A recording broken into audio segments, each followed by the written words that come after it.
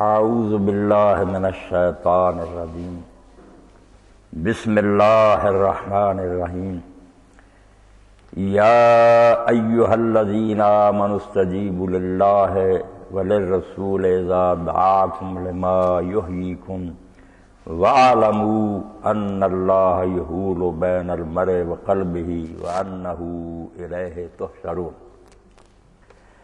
سورۃ الانفال کی آیت میں نے تلاوت کی ہے۔ ارشاد باری تعالیٰ ہے کہ اے لوگو جو ایمان کے مدعی ہو، جو کہتے ہو کہ ہم نے دین کو مانا ہے، اللہ کی بات مانو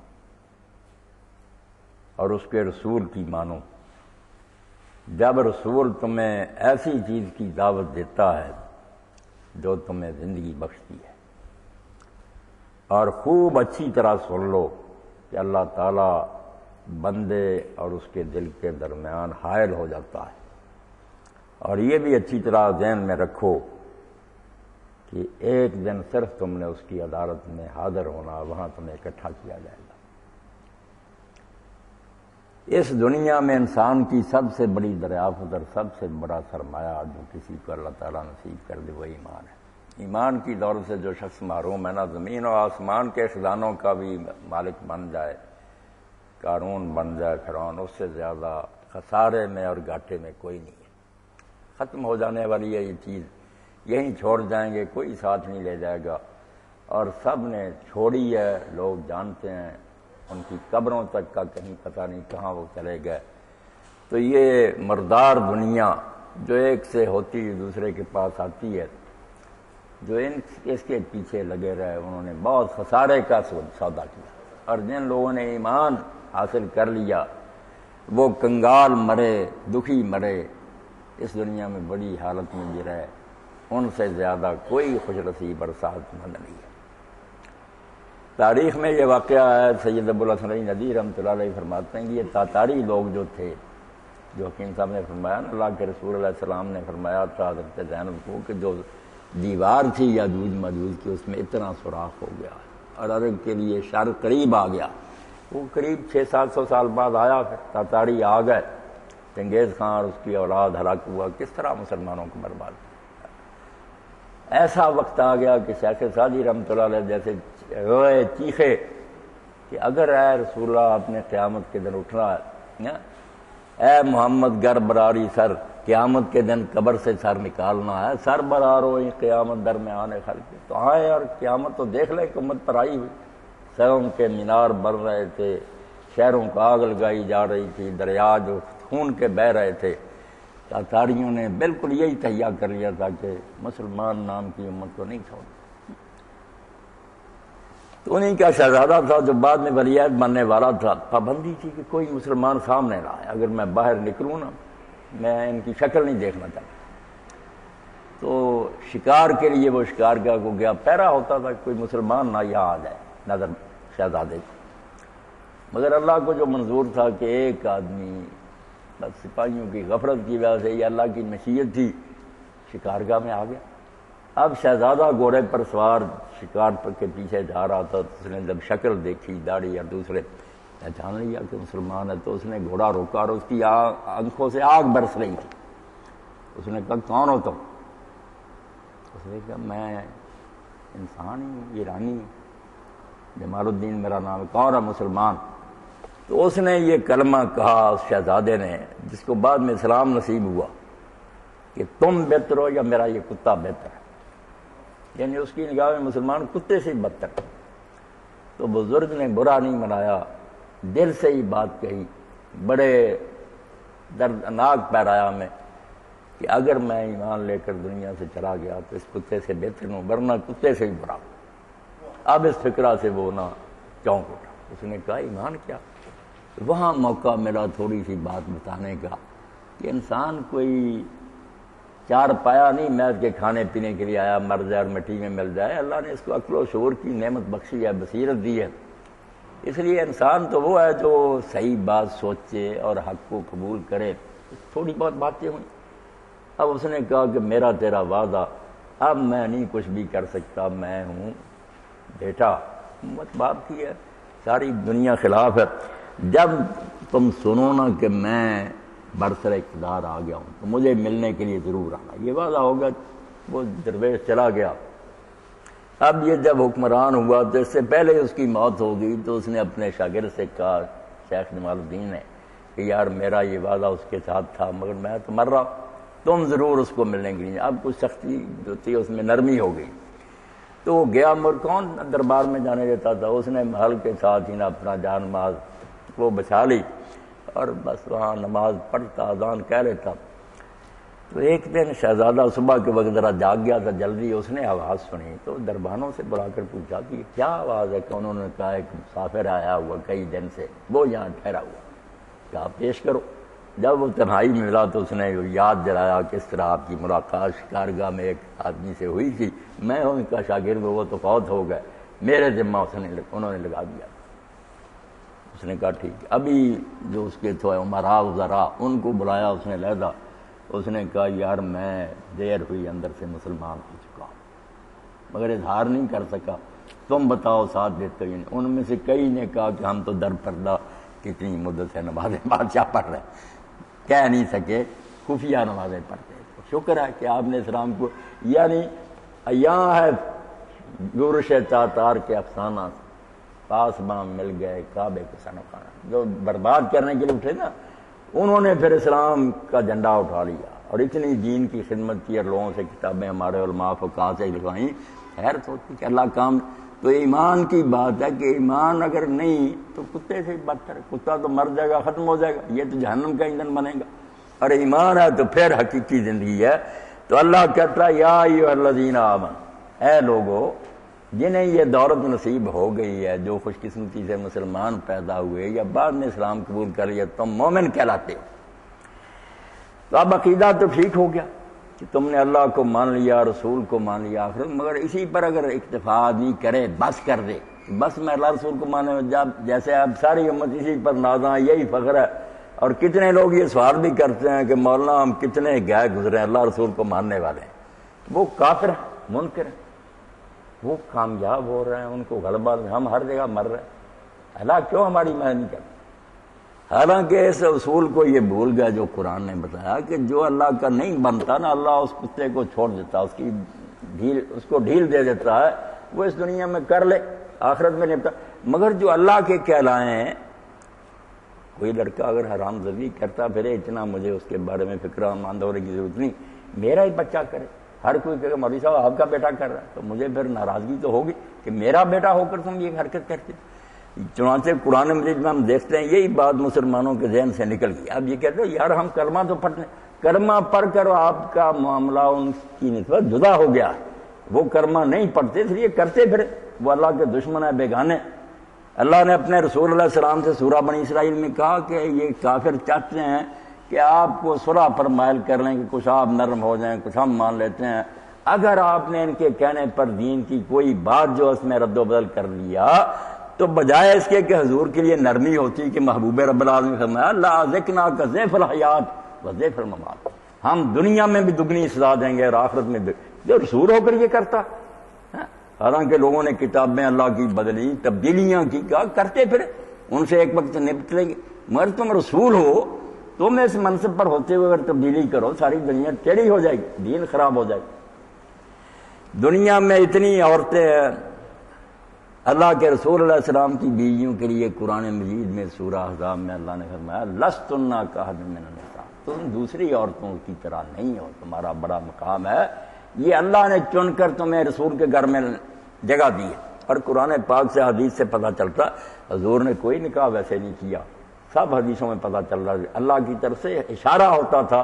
وہ چھوٹی سی مائیں تھیں جن کے لیے پھر اللہ نے سورہ احزاب میں کہا کہ یہاں زیورات اور جو ہے نا یہ پار چار جو مانگ رہی یہ چیزیں ڈھونڈنی ہیں تو جاؤ یہاں سے۔ یہ تو ایک ایسا دینی ادارہ ہے کہ جو کام رسول کر رہا ہے اس کا دوسرا جو محاذ ہے عورتوں والا وہ تمہارے سپرد ہے۔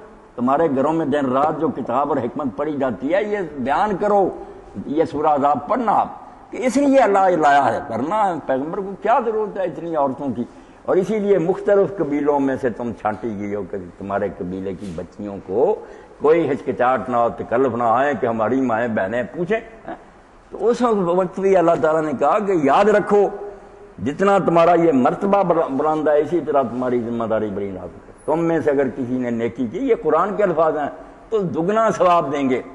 وَمَن يَأْتِ مِنكُنَّ بِفَاحِشَةٍ مُبِينَةٍ، تم میں سے کسی نے برائی کی ضعف لال عذاب ضعف ہے، 2 گنا عذاب. اور کوئی نہ سمجھے کہ ہے رسول کی بیویاں، اور ان کے لیے فرمایا کان ذالک علی اللہ یسیرا، لوگوں کو یہ بات عظیم معلوم ہوئی، اللہ کے لیے بالکل معمولی، وہ نہیں دیکھے گا کہ نبی کی بیوی. یعنی قرآن یہ اصول بیان کرتا ہے کہ جتنا اللہ کا کسی پر زیادہ فضل ہے وہ اللہ کا بنتا ہے، وہ غلط کام کرے نہیں چھوڑے گا. اس لیے اللہ تعالیٰ کہتا ہے جو صرف آمانوں پر رہ جاتے ہیں نا کہ ہم مانتے ہیں اللہ کو، رسول کو، آخرت کو، استجابت نہیں کرتے. آگے کیا ہے؟ استجابت، کہ بات مانو، جو اللہ رسول نے کہا وہ کام کرو نا. پھر ایمان کے بعد، عقیدے کے بعد عمل ہونا چاہیے. حکیم صاحب کے پاس میں جاتا ہوں، بہت اچھا نسخہ دیتے ہیں، میں کہتا ہوں حکیم صاحب بڑے قابل ہیں، تعریفیں بھی کرتا ہوں، نسخہ بھی چومتا چاٹتا ہوں. نہ وہ دوائی تیار کرتا ہوں نہ کھاتا ہوں، شفا کیسے ہو جائے گی؟ اللہ یہی کہتا کہ اے لوگو جو ایمان لائے ہو، جنہوں نے مان لیا اللہ کو، رسول کو، کہ ہم استجیبو، بات مانو، جو کہا جا رہا وہ پریکٹیکلی کرو. اور یہ منافقت اور یہ تضاد جو ہماری زندگی میں صدیوں سے رہ بیٹھا. ابھی چغتائی صاحب بھی کہہ رہے تھے منافق مسلمان کہلاتے ہیں، کام وہی جو کافر بلکہ ان سے بدتر. اور اب سمجھتے ہیں ہمیں لائسنس ملا ہوا ہے، ہم کرما کو کوئی بات نہیں یار، اسلام کو تو مانتے ہیں. اور ماننے سے تو بوجھ تمہارا زیادہ بھاری ہو گیا تھا کہ تم شرم کرو کہ وہ تو سمجھے ہی نہیں ابھی، وہ تو اللہ کے رسول کے منکر ہیں. تم مانتے ہو کہ سچے ہیں، یہ کتاب پر حق ہے، تم نہیں اس کے اوپر عمل کرتے. اللہ کہتا ہے ماننے والو، یعنی جو یہ دعویٰ کرتے ہو کہ ہم اللہ رسول کو مانتے، استجیبوا للہ، جو آواز اللہ دے رہا ہے، جو حکم دے رہا ہے. اسی لیے حضرت سیدنا عبداللہ بن مسعود رضی اللہ عنہ فرماتے ہیں کہ میں جب قرآن پڑھتا ہوں یہاں یا ایھا الذین آمنوا، میں رک کر کہتا ہوں لبیک اللہم ربی وسعدیک، اے اللہ میں حاضر ہوں، میں نے سن لیا، میں تعمیل کے لیے آمادہ ہوں. قرآن تو یہ، اگر قرآن کہہ رہا کہ یہ کام نہ کر، پڑھا، چوما، ثواب لے لیا ایک حرف کا 10 نیکیاں، اس کی مخالفت کی، کیا مانا اللہ کی بات؟ استجابت تو کی نہیں، جو کہا تھا وہ کام کیا نہیں، مانا نہیں، قبول نہیں کیا اس کو. اس لیے کہا اے لوگوں جو ایمان لائے ہو اللہ کی مانو. اور اللہ کیا؟ ہمارے اس ملک میں ہندوستان میں بزرگ ہوئے مولانا فضل الرحمان مراد آبادی رحمۃ اللہ علیہ، ولی تھے، بڑے بڑے علماء اور نیک لوگ ان کی خدمت میں جاتے تھے، تہجد گزار، با جماعت نماز نہیں چھوڑی. تو وہ جب لوگ آتے تھے دوسرے ملنے کے لیے تو ہندی زبان میں ترجمہ کر دیتے تھے قرآن پاک کا، تو ان لوگوں کو اچھی طرح سمجھ فرماتے تھے اللہ جو ہے نا سادہ زبان میں ترجمہ کریں تو من مون، جس کو ہم مون کہتے ہیں نا کہ من کو موڑے، ایسا خوبصورت، ایسا پیارا، ایسا خوبیاں والا کہ جو نظر ڈالے بس اپنا دل دے دے. اسی لیے اللہ تعالیٰ نے قرآن میں جو اپنا ذکر کیا حدیث میں سارا پیارا پیارا، وہاں کوئی بات ایسی نہیں جہاں ڈرانے کی بات. وہ بھی ہے کہ محبوب ناراض ہو جائے گا، وہ ڈرانا وہ نہیں کہ درندے سے جیسے ڈرایا جاتا یا شیر سے ڈرایا جاتا، محبوب سے ڈرایا، کہا کہ وہ ان سے بات نہیں کرے گا، ان کی طرف نہیں نظر اٹھائے گا. اب یہ جو انسان صاحب بصیرت ایمان وہ مر جائے گا کہ اللہ بات ہی نہیں کرے گا. جب قیامت کے دن بھی نہ دیدار نصیب ہوگا، نہ مجھ سے بات کرے گا، ناراضگی سے منہ پھیر لے گا. اللہ کہتا لا یکلم، اللہ بات ہی نہیں کرے گا. ترستے رہیں گے کہ ہم سے بھی اللہ بات کرے. محروم، محفل میں سارے باتیں کر رہے ہیں، اس کی طرف کوئی دھیان ہی نہیں. تو اللہ تعالیٰ فرماتے ہیں کہ اللہ کی مانو، اور اللہ کے بارے میں اگر آدمی سوچے تو اللہ خوبیوں کا مالک. اسی لیے شیخ عز الدین بن عبدالسلام رحمۃ اللہ علیہ فرماتے ہیں کہ اللہ کے رسول نے جو کہا کہ سارے کلموں میں سے پیارا، قرآن کے بعد جو انسان کی زبان سے نکلتے ہیں نا کلمے، 4 ہیں پیارے، سبحان اللہ، الحمدللہ، لا الہ الا اللہ، اللہ. ان کی تشریح کی ہے کہ جتنا جی چاہے پھیلاتے جاؤ اللہ کے بارے میں، دفتروں کے دفتر لکھو، تھیالوجی کے میں روز علم الہی ہے تو سارا کچھ اس میں. سبحان اللہ، کیا نہیں اس میں ہونا چاہیے. کوئی ایسی بات نہ مانو، کوئی ایسا عقیدہ نہ مانو جس سے یہ نتیجہ نکلے کہ اللہ میں یار یہ تو بات بری، یہ ظلم کی بات ہے، جہالت کی بات ہے، بے انصافی. عیب نہیں ہوگا اس میں، جس میں عیب ہوگا نا صاف سمجھ لو وہ اللہ نہیں ہے، وہ تمہارا جو ہے نا فہم اس میں غلطی ہوئی ہے، دین سے بے خبری ہے. ورنہ اللہ تو ہے ہی وہ جس میں کوئی عیب نہیں. جتنا جی چاہے سو جس میں سے عیب نکلتا ہو نا وہیں رک دو کہ یہ سمجھ میں کوئی غلطی ہو گئی ہے. اللہ نے وہ تو پیارا منمور. الحمدللہ، اور ہر خوبی جو تمہیں درکار ہے وہ اس میں، کئی میں اتنا کہ علم ہے، ظاہری حسن نہیں ہے، کوئی تقریر اچھی نہیں کر سکتا، کوئی نہ کوئی خامی، جس سے آدمی کہتا ہے یار اس سے بھی محبت کرتے ہیں مگر ادھر بھی جانا پڑے گا۔ اللہ کہتا کون سی چیز تم چاہتے ہو جو محبوب میں ہونی چاہیے جو مجھ میں نہیں ہے، بتاؤ، جمال ہے، کمال ہے، نوال ہے، الحمدللہ، عیب ایک بھی نہیں جس سے تم نفرت کرو کہ یار اس میں تو خامی نکل آئی، خوبی ہر جو بھی تم چاہتے ہو کو پیار کرنے والا ہو، رازق ہو، دعائیں سننے والا ہو، سب ہے۔ پھر کہا کہ اگر وہ کئی ہوتے ایسے ہی پھر بھی محبت بڑھ جاتی ہے کہ اگر وہ بھی ہے ایک عالم ہے بڑا اچھا اسی کے برابر کا یار دوسرا عالم بھی، اور اگر وہ یکتا ہو کہ صرف ایک ہی ہے اور اس سے ایسا کوئی نہیں، تو پھر آدمی نے دوسری طرف کیوں جانا؟ لا الہ الا اللہ، کہ دوسرا ان شانوں والا کوئی ہے ہی نہ کوئی سبحان ہے نہ الحمدللہ۔ اور پھر اللہ اکبر کہا کہ باقی چیزیں محدود ہیں، حد آ جاتی، آدمی دیکھ لیتا یار ساری عمر سن لیا اب مولوی صاحب کے پاس اور کچھ نہیں، بس انتہا دیکھ لیں، جس کی انتہا آئے گی آپ کبھی نہیں کہیں گے کہ بس ہوگی کمال کی، لا محدود، جتنا جی چاہے سوچتے جائیں۔ اسی لیے حضرت امام جعفر صادق رحمۃ اللہ نے ایک دن پوچھا کہ لوگوں تم اللہ اکبر کا کیا ترجمہ کرتے؟ کہنے لگے اللہ ہر شے سے بڑا۔ انہوں نے کہا کوئی شے ہے جس سے وہ بڑا ہو؟ شے کیا ہے؟ شے تو اس کا ارادہ ہے، حکم ہے، یہ کسی پڑھنے میں کیا پڑھ سکتے کہ ادھر اللہ یہ چیزیں، اللہ تو اس کے بنانے سے تو بات نہیں، یہ مقابلہ کریں گے اس کا، یہ نہیں، اللہ اکبر میں نہیں یوں سوا، اللہ اس سے بڑا ہے کہ انسان اس کی حقیقت بیان نہیں کرتے، غیر محدود ہے، لا متناہیت، انسان کی عقل جو عاجز ہے وہ اس کا احاطہ نہیں کرتا۔ تو یہ چار چیزیں، اور ایسا پیارا اللہ کہتا ان کی مانتے ہو جن کا کوئی احسان نہیں، عیبوں سے بڑے ہوئے ہیں، فانی ہیں، مر جائیں گے، ان کی باتیں مانتے، میری نہیں مانتے۔ استجیبوا للہ، اللہ کی مانو، منموہن کی، جس سے پیارا اور جس سے بڑھ کر محسن کوئی نہیں۔ اور چار جو ہے نا سمجھیں حرف جار، یہ آدمی یاد رکھے دین سارا سمجھا۔ سورہ فاتحہ کے ابتدا بھی جو ہے نا وقت نہیں، ورنہ وہ بھی یہ من کا، وابے کا، ولا کا، ویلیک، یہ چار ہے کہ اللہ جس کو کچھ ملتا ہے نا میں ہوں یا کوئی، من کا کوئی نہیں دیتا، صرف تجھ سے ملتا، مبدا تو ہے، جہاں بھی کوئی چیز آ رہی ہے تیری طرف سے آ رہی، باقی کسی کے پاس ہے ہی نہیں، کوئی تھا ہی نہیں، دینا کیا تھا، تو ہمیشہ سے، اس لیے کسی کو بھی کچھ ملتا من کا تجھ سے ملتا، اور ملنے کے بعد اگر کیا وہ چیز جو ہے وہ اللہ کی محتاج نہیں رہی، یہ میں بنا دیا بڑائی نے پتہ نہیں زندہ کیم، اس طرح بھی نہیں کائنات کہ اللہ نے بنا دی چیزیں اب اپنے سہارے چل رہی ہے، یہ بھی دہریت اور کفر ہے، بیکار، ہر شے تیرے سہارے کیا ہے، ایک لمحہ کے لیے تو نظر ہٹا لے اسی کو موت کہتے ہیں، ٹوٹ پھوٹ جائے گی ہر شے، رہ ہی نہیں سکتی، بیکار، تیری مشیت اور تیرے حکم سے وہ قائم ہے، اور یہ بھی نہیں کہ بس ہے تو اب تیرا اس پر کنٹرول نہیں، کوئی اس پر تصرف نہیں، بلا کا اب بھی ہر شے تیرے قابو میں ہے، بالکل اس کے بعد تو نے اپنے ہاتھ میں پکڑے ہیں پیشانی کے، جس طرح چاہے گا رکھے گا، کوئی چیز اپنی مرضی سے کچھ نہیں کر سکتی، جاندار ہو یا بے جان، ان سب پر تیرا تصرف، حکم تیرا چل رہا، وائریک، اور آخر میں بھی سب کچھ تیری طرف لوٹ جائے گا، کوئی نہیں رہے گا مالک، ہم سے بھی ساری چیزیں چھن جائیں گی، آنکھیں جاتی رہیں گی، دماغ جاتے رہیں گے، ساری زندگی واپس من کا، وابے کا، ولا کا، وائریک۔ جو ایسا ہو آدمی اس سے آنکھیں چرائے اور اس سے پیار نہ کرے اور اس کی بات نہ مانے، اب اس سے بڑا ظلم ہو سکتا ہے؟ اسی لیے بے دینی کو ظلم عظیم کہا کہ تم ظلم کرنے پر بھی آئے تو اس کے ساتھ ظلم کیا جس کا سارا جہان تھا، اس کا حق مارا اور چھین کر ان کو دے دیا جو اس کے عاجز بندے تھے، مرنے والے رفانی۔ تو اللہ کہتا ہے لوگوں جو ایمان لائے ہو اللہ کی بات مانو، جو کہے نہ کرو، جس سے روکے رک جاؤ۔ اور اب اللہ تعالیٰ نے آپ دیکھ لیں وہ رب العالمین ہے، ہر ضرورت کی چیز پیدا کی ہے۔ اللہ پاک فرمایا آتاکم من کل ما سألتموہ، جو چیز تم نے مانگی ہے میں نے دے دی۔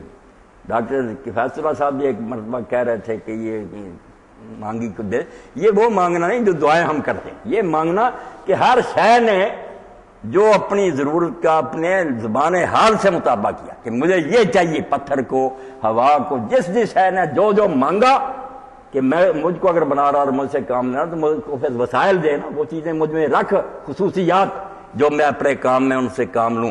اللہ نے ہر شے کو وہ چیز دے دی، جو چیز جس کام کے لیے پیدا ہوئی ہے نا، سورج، چاند، ستارے، زمین و آسمان، ہر چیز کو وہ چیز دی ہے جو درکار، انسان کو بھی دی۔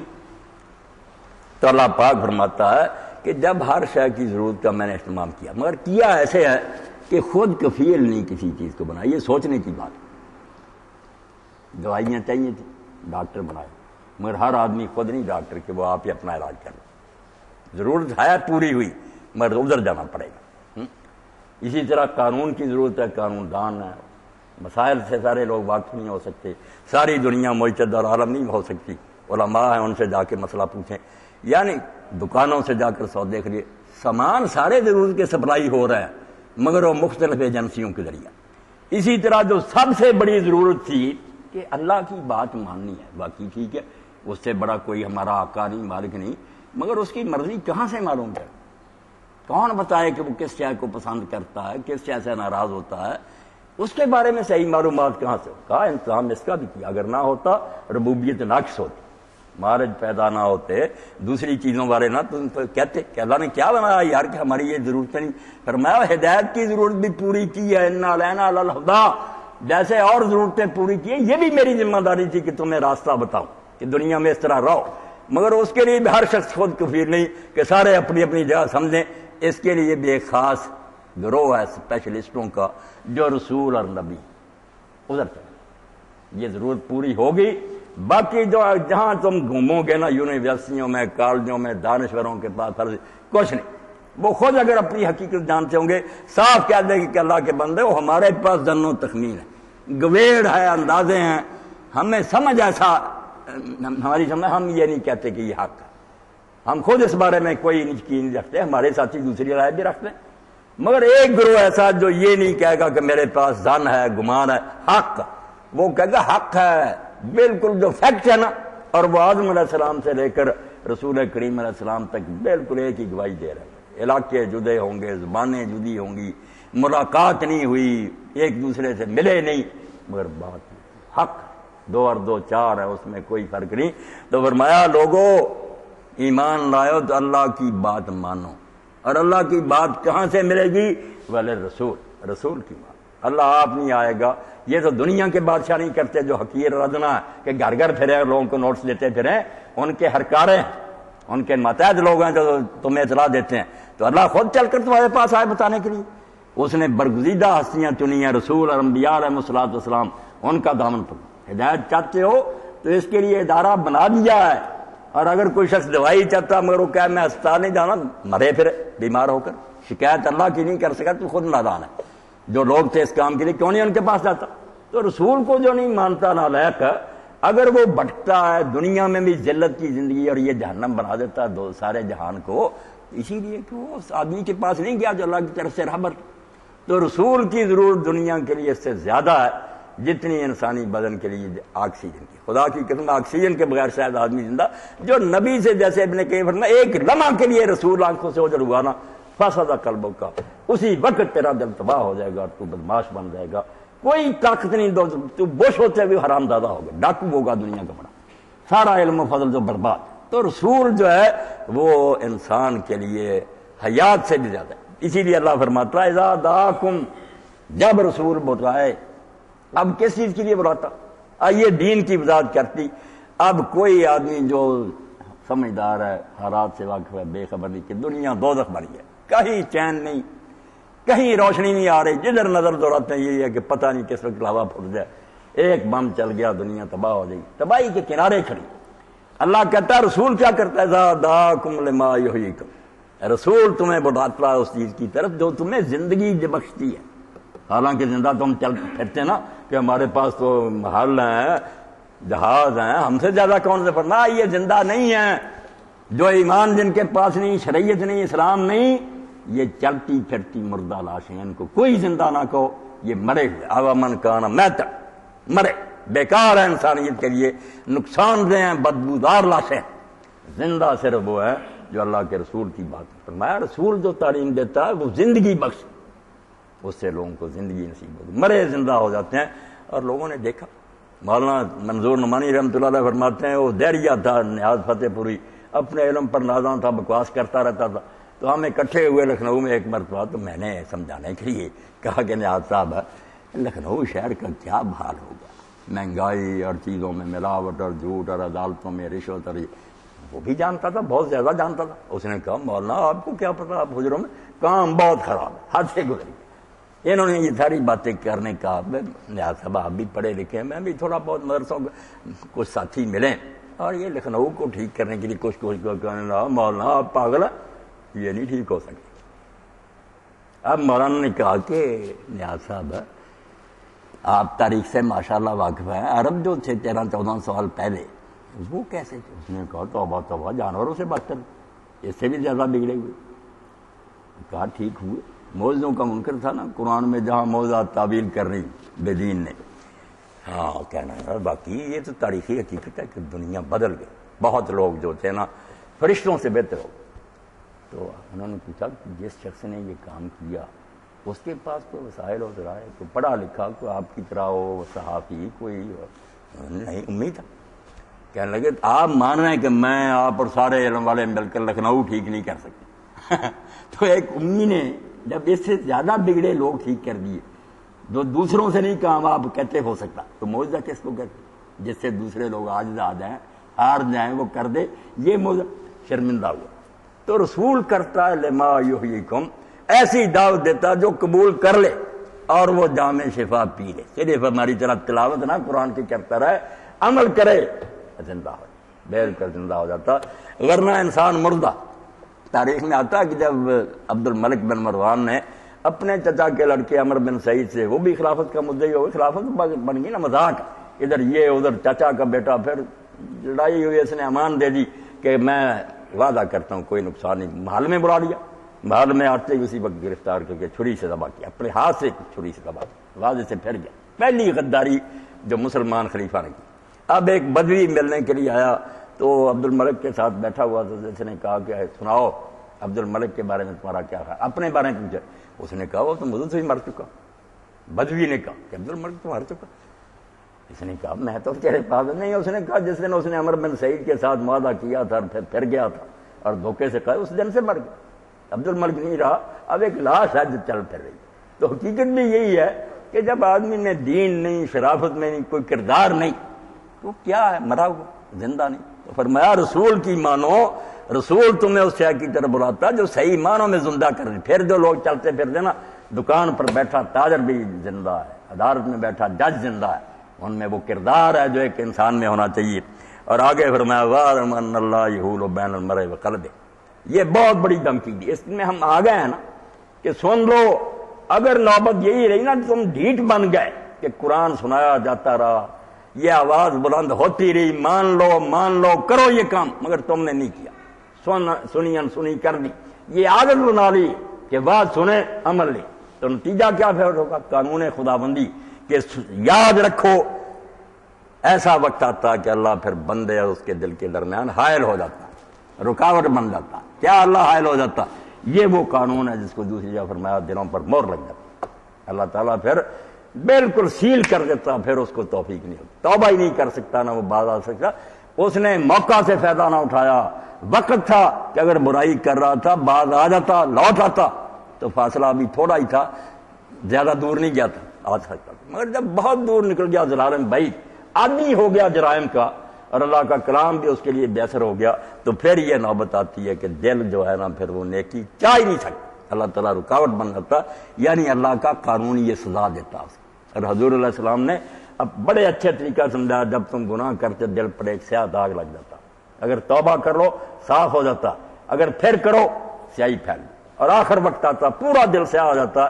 فذلک الران الذی، فرمایا یہی وہ زنگ ہے جس کو اللہ کہتا ہے بران علی قلوب ما کانوا یکسبون. ان کی کرتوتوں سے پھر ان کے دل جو تھے نا وہ سیاہ ہو گئے. یہ دل کا سیاہ ہو جانا کہ اللہ پھر دیوار کھڑی کر دے، کیا بنی ہدایت اثر کرے، یہ مار پڑ جانے کی اور بالکل جہنمی اور لا علاج ہونے.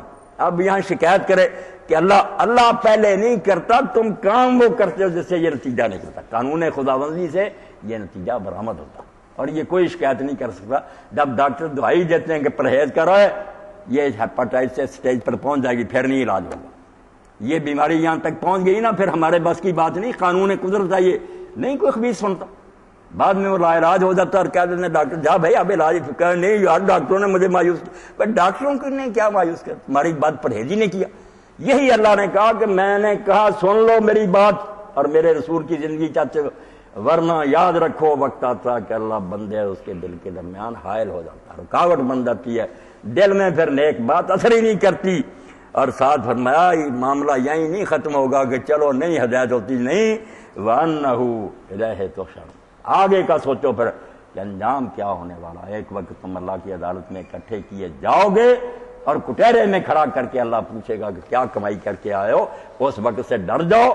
اور اب موقع ہے کہ اگر ابھی زنگ نہیں لگا تو توبہ کر، مگر زنا کرتے رہے، شرابیں پیتے رہے، بدماشیاں کرتے رہے، ایک وقت آئے گا تمہیں پھر اچھی بات سے نفرت ہو جائے گی، بری باتیں اچھی لگیں گی، دل جو ہے اس پر مہر لگ جائے گی۔ اور قرآن پاک میں آپ جہاں نہ دیکھیں بہت یہ شوشے کفار میں اٹھا، قرآن کہتا ہے اللہ نے دلوں پر مہر لگا دی، اللہ نے جہاں مہر لگائی ہے وہاں بتایا بے کفر ہے، بما کانوا، جو کرتوت کیے اس کے نتیجہ میں یہ نتیجہ نکلا۔ یہ اللہ نے کہنا چاہیے، اس سے بھی لوگ مغالطے میں پڑ جائے، اللہ نے جو قانون بنائے ہیں نا اس سے چونکہ نتیجہ نکلتا، وہ قانون ہے اللہ کا بنایا ہوا، اس لیے یہ کہنا بھی درست ہے کہ اللہ نے ایسا کیا، اور یہ بھی کہنا چاہیے سادہ کہ قانون قدرت کی وجہ سے یہ نتیجہ نکلا۔ اس سے بات صاف ہو جاتی ہے کہ جو ایسے کرتے رہیں گے اللہ نے یہ سنت اور قانون مقرر کیا کہ پھر یہ لازم ایسا ہو کر رہے گا، وہ قصور انسان کا اپنا ہوگا۔ اس لیے اب پوری امت مسلمان رو رہی ہے، چلا رہی ہے، خاکوں پر احتجاج کر رہی ہے، یہ حب رسول کانفرنسیں ہو رہی ہیں، حال یہ ہے کہ جو یہ کر رہے ہیں ان سے بھی شاذ و نادر کو اللہ کا بندہ ہوگا جو اللہ کے رسول کی بات مانتا ہے، نماز نہیں پڑھیں گے، سچ نہیں بولیں گے، چیزوں میں ملاوٹ کریں گے، ہر حرام زدگی اللہ کے رسول کی مخالفت میں کریں گے، اور حب رسول کے جھوٹے دعوے کرتے رہیں گے، اور نہیں مانیں گے کہ تاثر رسول وان تظہر حبہ ھذا الامر فی الفعال بی، رسول کی نافرمانی کرتا ہے اور اعلان یہ کر رہا ہے کہ میں محبت کرتا ہوں۔ کہتے ہیں اللہ کی قسم اس سے زیادہ عجیب بات دنیا میں نہیں سنی، یہ انوکھی محبت ہے۔ لو کان حبک صادق اللہ تعالی، محبت سچی ہوتی تو رسول کے حکم مانتا، صرف خاکے پر سر کٹا رہا، وہاں تو سر بھی نہیں کٹانا، حکم ہی ماننا نا، کہ چلو جا کر مسجد میں نہیں ماننا۔ لو کان حبک صادق اللہ تعالی ان المحب لمن یحب یطیع، جن میں محبت ہوتی ہے وہ محبوب کی بات مانتے۔ سوال ہی نہیں پیدا ہوتا کہ محبوب کا مانے نا، کیا محبت ہے؟ ایک جھوٹا دعویٰ۔ اس لیے اللہ پاک نے اس آیت کریمہ میں ہم سب کو جھنجھوڑا کہ ایمان کے دعوے کے بعد مغالطے کا شکار نہ ہو جاؤ کہ ہم چونکہ کلمہ پڑھتے ہیں ہماری اللہ رعایت کرے گا، کلمہ پڑھنے سے تمہارا معاملہ خطرناک ہو گیا، وہ کافر نہیں مانتے تو ان سے پھر نپٹوں گا، تم ماننے والے کہلاتے ہو، پھر نہیں چیزیں کام کرو گے تو برباد ہو جاؤ گے۔ اللہ رسول کی مان لو، دنیا میں بھی حیات اچھی ہوگی، آخرت میں بھی، ورنہ پھر پیشی تو ہونی ہے، وہاں پھر اللہ تعالیٰ کے ہاں کسی کی رعایت نہیں ہوگی، صحیح عدل و انصاف کے مطابق فیصلہ ہوگا۔ وآخر دعوانا ان الحمد للہ رب العالمین وصلی اللہ تعالی علی خیر خلقہ محمد وآلہ وصحبہ۔